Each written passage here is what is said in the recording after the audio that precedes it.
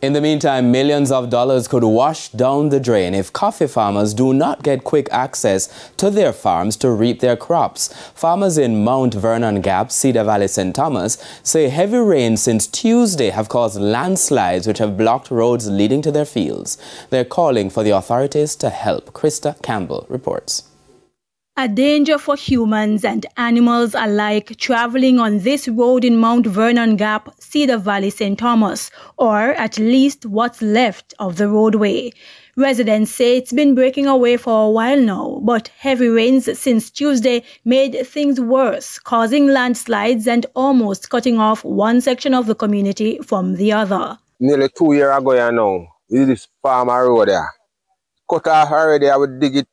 And then come with here and make a look at track where I drive past and now it's cut off clean the area now. So we don't know how we are going to maintain the farm to come out. No vehicle can come out here, nobody can come out.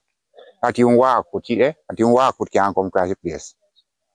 So we're in a bad state here now, you know. But the farmers explain they're desperate for help. We're in the heart of the coffee crop now. Dust are ripe and rain fall every day. So we don't want to mind it. That's something urgent. And millions are going down the drain, man. Millions of dollars go down the drain right here now, you know. Because coffee the pantry and can't come out, you know. We have a little shop around there, so no goods can't come over there neither. The farmers and coffee can't come out of the area. They have to drive way around Wilson Gap, go down to Richmond, go down to Churchgate, and then to come back to Bethel, you know. So, and then, you know, see what now, if you see the road to go on, this is another problem again. School attendance has also been affected.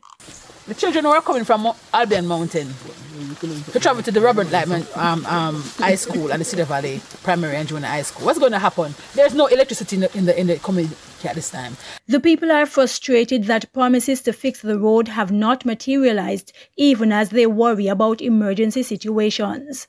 The amount of news team will come here, right? Member of Parliament come here.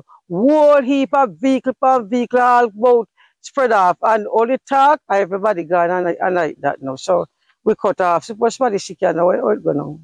Suppose somebody did, you can't come out of the year and we strap down here now. So I'll finish shop off all lock up because we can't get no goods to come around you know. I've traveled this road many times about the same matter.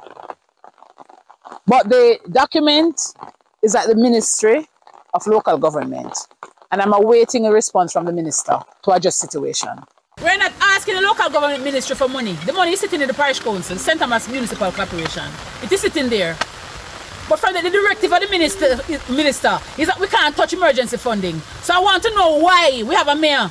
Now, even as a tractor was trying to clear the roadblock, landslides continued. Attempts to cut some of the fallen trees also posed a threat to power lines, so some of the activities had to be discontinued until it is safe to finish clearing the area. Krista Campbell, TVJ News.